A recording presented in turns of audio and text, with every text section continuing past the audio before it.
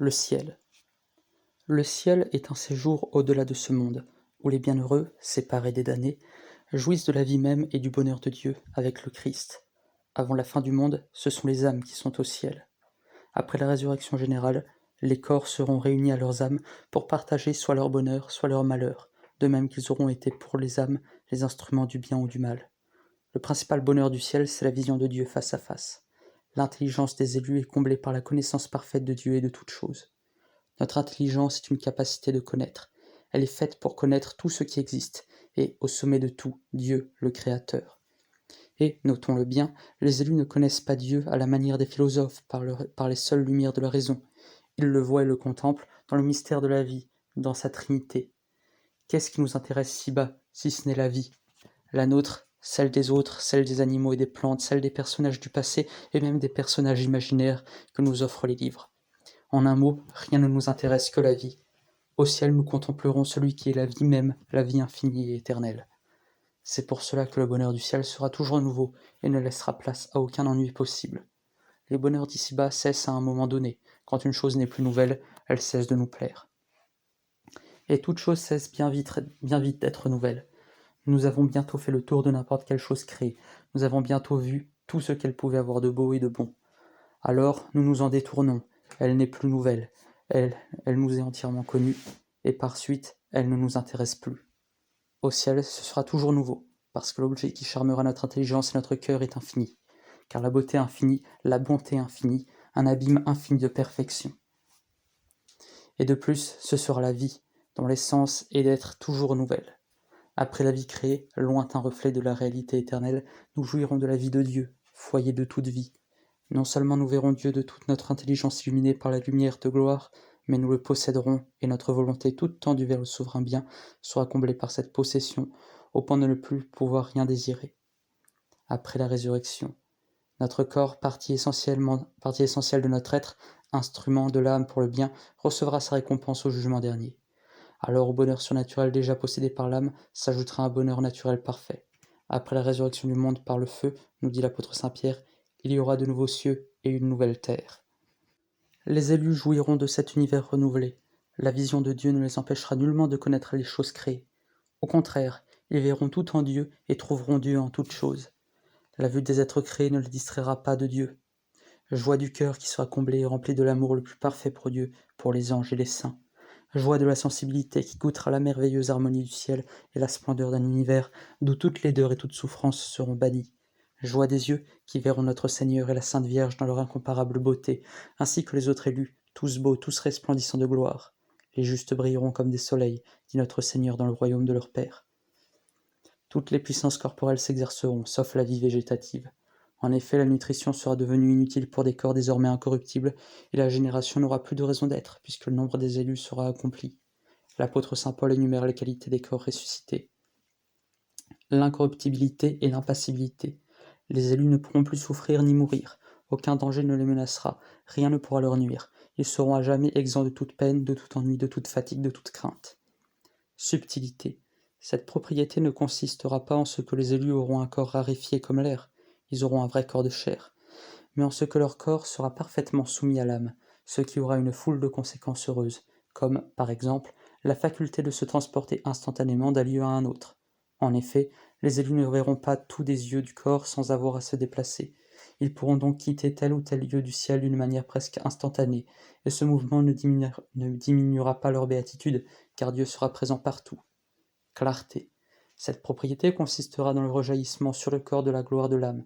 Chaque saint aura sa clarté propre, proportionnée à sa sainteté. La transfiguration de notre Seigneur nous donne une idée de ce que sera la clarté des élus. Compagnie des êtres aimés. Le bonheur du ciel ne sera pas complet, dit le grand théologien saint Thomas d'Aquin, si nous ne retrouvions pas là-haut ceux que nous avons aimés ici-bas. Nous aimerons tous les élus, mais il est sûr que nous aurons des préférences, et spécialement pour ceux que nous aurons aimés sur terre. Une des récompenses des justes sera précisément la compagnie au ciel de ceux qu'ils auront aimés et la joie d'avoir contribué à leur salut. Ce sera le bonheur en commun, les communications de l'amitié, la louange de Dieu célébrée d'un seul cœur. Il arrivera cependant que des êtres aimés manqueront à l'appel, parce qu'ils seront damnés, mais Dieu ne permettra pas que les élus s'attristent de leur sort. Les élus verront les choses comme Dieu lui-même et voudront exactement tout ce qu'il veut. Ils adoreront sa miséricorde qui a poursuivi jusqu'au bout les pécheurs. et admireront sa justice que les damnés proclament à jamais. Ils verront nettement que les damnés se sont perdus volontairement, et qu'il n'est pas possible de les plaindre une fois qu'ils se sont précipités librement dans l'enfer. Les données qui précèdent sont toutes tirées de la Sainte Écriture, qui est la parole de Dieu. Toutefois, elles ne donnent qu'une très faible idée du bonheur éternel qui, nous dit le Saint-Esprit, dépasse toute imagination et toute espérance. C'est à dessein que nous n'avons pas parlé des descriptions du ciel que l'on trouve dans l'Apocalypse au chapitre 4, 5, 7, 11, 14, 15 et 21, car elles sont purement symboliques. Pour qui le ciel? Parcourons l'Évangile et nous le verrons. Nous trouvons tout d'abord les béatitudes. Heureux les pauvres en esprit, car le royaume des cieux est à eux. Heureux ceux qui sont doux, car ils posséderont la terre. Il faut comprendre le ciel, aussi appelé la terre des vivants, ou la nouvelle terre prédite pour les élus par l'apôtre Saint Pierre. Il est certain en effet que la terre actuelle n'est pas possédée par les doux, c'est même tout le contraire. Heureux ceux qui pleurent, car ils seront consolés. Heureux ceux qui ont faim et soif de la justice, car ils seront rassasiés. Dans le ciel, car la vie actuelle est plutôt le triomphe de l'injustice. Heureux les miséricordieux, car ils obtiendront miséricorde. Heureux ceux qui ont le cœur pur, car ils verront Dieu. Heureux les pacifiques, car ils seront appelés enfants de Dieu.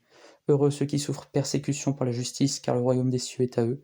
Heureux êtes-vous lorsqu'on vous insultera, qu'on vous persécutera, et qu'on dira faussement toutes sortes de mal contre vous à cause de moi.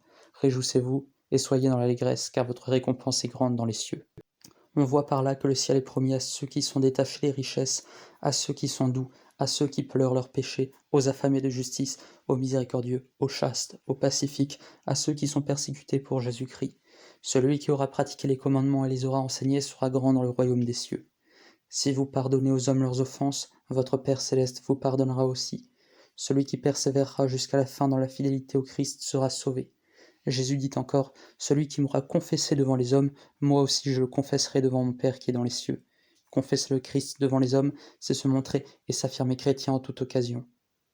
Seront sauvés aussi ceux qui auront donné leur vie pour Jésus-Christ. Celui qui perdra sa vie à cause de moi la sauvera.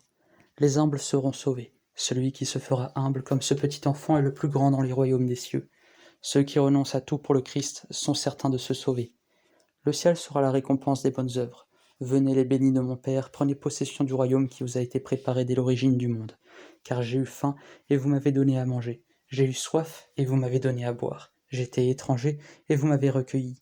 Nu, et vous m'avez vêtu. Malade, et vous m'avez visité. En prison, et vous êtes venu à moi.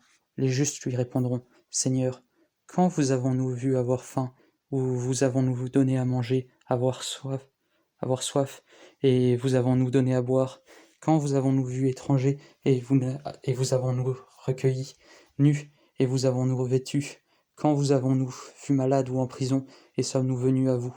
Et le roi leur répondra, En vérité, je vous le dis, toutes les fois que vous l'avez fait à l'un de ces plus petits de mes frères, c'est à moi que vous l'avez fait. La foi est nécessaire pour être sauvé. Celui qui croira et sera baptisé sera sauvé. Celui qui ne croira pas sera condamné. L'Évangile selon saint Jean nous donne la même doctrine. En vérité, je vous le dis, celui qui écoute ma parole et croit à celui qui m'a envoyé a la vie éternelle, et n'encourt point la condamnation, mais il a passé de la mort à la vie. C'est la volonté de mon Père que quiconque voit le Fils et croit en lui ait la vie éternelle, et moi je le ressusciterai au dernier jour.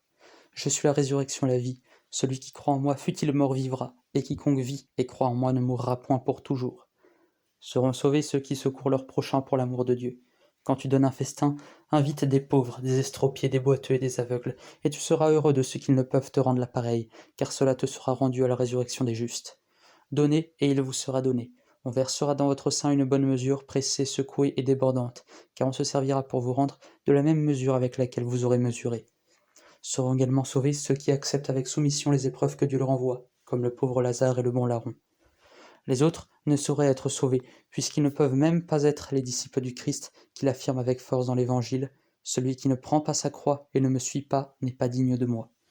Pour être sauvé, il faut nécessairement les enseignements du sermon sur la montagne, car à la fin de cette instruction, notre Seigneur affirme que ceux qui ne mettent pas cela en pratique bâtissent sur le sable et s'exposent d'une façon certaine à une grande ruine. Et quels sont ces enseignements? Le pardon sincère au prochain, la pureté du cœur, la sincérité, l'habitude d'agir pour Dieu seul, la fidélité à suivre la voie étroite de la pénitence et du devoir chrétien. Dans tout l'Évangile, notre Seigneur suppose que le salut dépend pratiquement de nous, et il ne cesse de nous exhorter à prendre pour aller au ciel les moyens qu'il nous indique. Y en a-t-il beaucoup qui vont au ciel? Écoutons notre Seigneur. Elle est étroite la porte et resserrée la voie qui conduit à la vie, et il en est peu qui la trouvent. Or quelqu'un lui demanda: Seigneur, y en a-t-il peu qui soient sauvés? Il leur répondit: Efforcez-vous d'entrer par la porte étroite, car beaucoup, je vous le dis, chercheront à entrer et ne le pourront pas. Or, ces choses entendues, ses disciples s'étonnaient grandement. Ils disaient: Qui donc pourra être sauvé? Mais Jésus, les regardant, leur dit: Aux hommes cela est impossible, mais à Dieu tout est possible. Le plus sûr moyen d'aller au ciel, c'est de le désirer, d'en commencer ici-bas la vie, toute d'amour, de faire ce que dit saint Jean de la Croix. Il est de la plus haute importance que l'âme s'exerce beaucoup à l'amour, afin que, se consommant rapidement, elle ne s'arrête guère ici-bas, mais parvienne promptement à voir son Dieu face à face. Je vis une grande multitude que personne ne pouvait compter, de toute nation, de toute tribu, de tout peuple et de toute langue. Ils se tenaient devant le trône et en face de l'agneau vêtus de robes blanches, et ils avaient des palmes dans leurs mains. Et ils criaient d'une voix forte et disaient: Le salut est à notre Dieu, qui est assis sur le trône, et à l'agneau. Et tous les anges se tenaient autour du trône, et des vieillards, et des quatre animaux. Et ils se prosternèrent devant le trône sur leur visage, et adorèrent Dieu en disant: Amen. Bénédiction, gloire, sagesse, action de grâce, honneur, puissance et force à notre Dieu dans tous les siècles des siècles. Amen.